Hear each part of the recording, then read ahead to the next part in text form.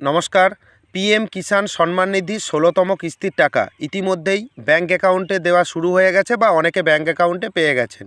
আপনি যদি আবেদন করে থাকেন পিএম কিষাণ সম্মান নিধির প্রকল্পে, আপনি যদি না টাকা পেয়ে থাকেন, অনেক অনেক কৃষক রয়েছে আবেদন করেছেন কিন্তু টাকা পাননি।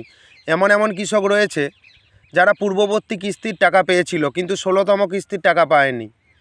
তারা কি করবেন? অনলাইনের মাধ্যমে সমস্ত সমস্যার সমাধান এই ভিডিওতে আমি দেখিয়ে দেব। এবং সেই সঙ্গে আপনার যদি টাকা পেয়ে থাকেন এবং আপনার হয়তো 4টে অ্যাকাউন্ট রয়েছে, আপনি কিভাবে চেক করবেন যে আপনার কোন অ্যাকাউন্টে পিএম কিষাণ সম্মান নিধির টাকা এসেছে।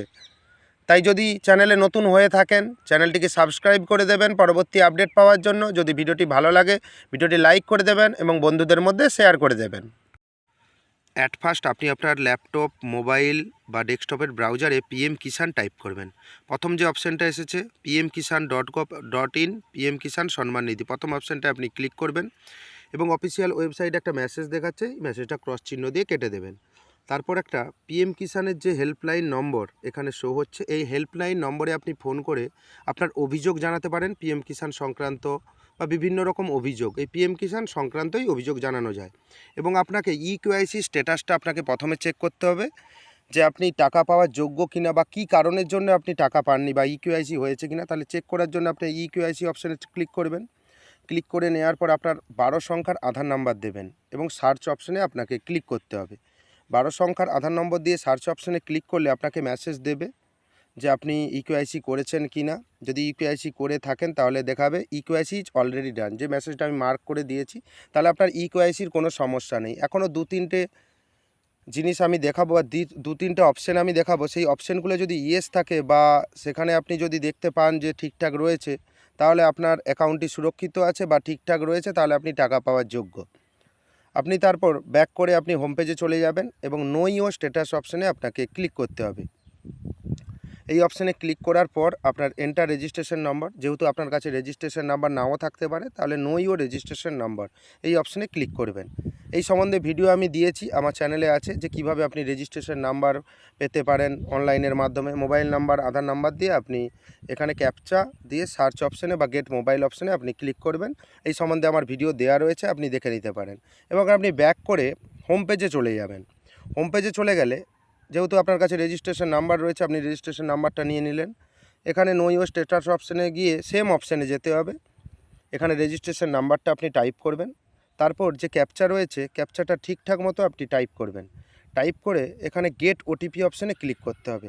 আপনার সাকসেসফুলভাবে আপনার কাছে ওটিপি চলে আসবে। ওটিপি আসতে দেরি হলে আপনার আবার ব্যাক করে আপনি নেক্সট বার প্রসেস আপনি করতে পারেন। এবং মোবাইল ওটিপি, এখানে দেখছেন মোবাইল নাম্বার যেটা রেজিস্টার রয়েছে তার লাস্টে 4টে সংখ্যা আপনার কাছে শো হচ্ছে। সেই 4টে সংখ্যা মানে সেই মোবাইল নাম্বারে আপনার ওটিপিটা যাবে। সেই মোবাইল নাম্বারটায় ওটিপি গেলে এখানে ওটিপিটা এখানে বসিয়ে দেবেন বা টাইপ করে দেবেন। এখানে গেট ডাটা অপশানে আপনাকে ক্লিক করতে হবে। তারপর গেট ডাটা অপশানে ক্লিক করার পর পার্সোনাল ইনফরমেশন, আপনার registration number, date of registration, name of farmer এবং আপনার বাবার নাম বা স্বামীর নাম বা গার্ডিয়ান নেম শো হচ্ছে এবং অ্যাড্রেস এবং মোবাইল নাম্বার শো হচ্ছে। আপনি এটা পার্সোনাল ইনফরমেশান দেখে নিলেন। যদি কোনো চেঞ্জ করতে হয় সে নিয়ে আমি নেক্সট টাইম ভিডিও করে দেবো কীভাবে কারেকশান করতে পারেন, তাহলে কমেন্টে জানাবেন যদি আপনার কারেকশানের প্রয়োজন হয়। তারপর আপনি দেখতে পাচ্ছেন এফটিও প্রসেস, আপনি একটু নিচে চলে আসবেন স্ক্রল ডাউন করে, অ্যাকাউন্ট ডিটেলসে আপনি দেখতে পাচ্ছেন 8 ইনস্টলমেন্ট ডান এই অপশানটা দেখাচ্ছে। তারপর এলিজিবিলিটি স্ট্যাটাস যে অপশানটায় আপনি ক্লিক করবেন। এখানে এলিজিবিলিটি স্ট্যাটাসে এটাই হচ্ছে মেন অপশান, ল্যান্ড সিডিং, এটা ইয়েস রয়েছে, তাহলে আপনি টাকা পাওয়ার জন্য যোগ্য। এবং ইকেওয়াইসিও ইয়েস রয়েছে। আধার ব্যাঙ্ক অ্যাকাউন্ট সিডিং স্ট্যাটাস এখানে ইয়েস রয়েছে, তাহলে আপনি টাকা পাওয়ার যোগ্য। যদি ল্যান্ড সিডিং না থাকে তাহলে আপনাকে ব্লক অফিস বা কৃষি দপ্তরে আপনাকে যোগাযোগ করতে হবে, ওনারা বলে দেবেন কিভাবে ডকুমেন্টস আপলোড করতে হয়।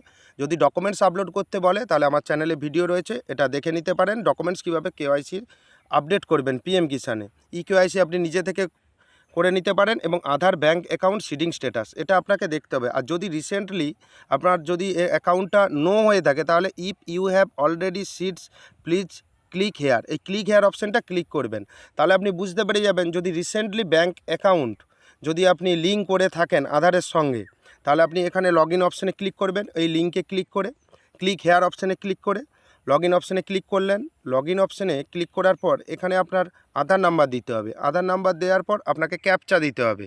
লগ ইন উইথ ওটিপি এই অপশানে আপনি ক্লিক করবেন। ক্যাপচাটা এবং আধার নাম্বারটা সঠিকভাবে দিয়ে দেবেন। এরপর আপনার মোবাইল নাম্বারে একটি ওটিপি আসবে, 6টি সংখ্যার একটি ওটিপি আসবে। ওটিপিটা এখানে সাকসেসফুলভাবে দিয়ে দেবেন। যদি না ওটিপি আসে, রিসেন্ট ওটিপিতে ক্লিক করবেন এবং ওটিপি চলে এলে ওটিপিটাকে দিয়ে লগ ইন অপশানে আপনাকে ক্লিক করতে হবে।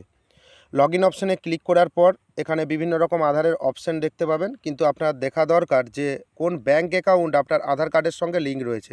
সেই অ্যাকাউন্টে আপনি টাকাটি পাবেন ডিবিটির মাধ্যমে, ডাইরেক্ট বেনিফিট ট্রান্সফার বা আধার লিঙ্কের মাধ্যমে।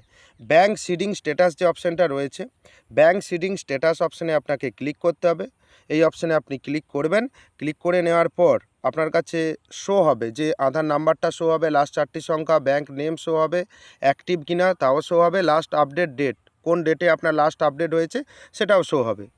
এবং এখানে যদি নো দেখায় বা অন্য কিছু অপশান শো হয়, তাহলে আপনি ক্রস চিহ্ন শো হয়, তাহলে আপনি দেখে নেবেন যে বুঝতে পেরে যাবেন যে আপনার আধার কার্ডের সঙ্গে কোনো ব্যাঙ্ক অ্যাকাউন্টের লিঙ্ক নেই, তাহলে আপনি পিএম কিষাণের টাকা পাবেন না।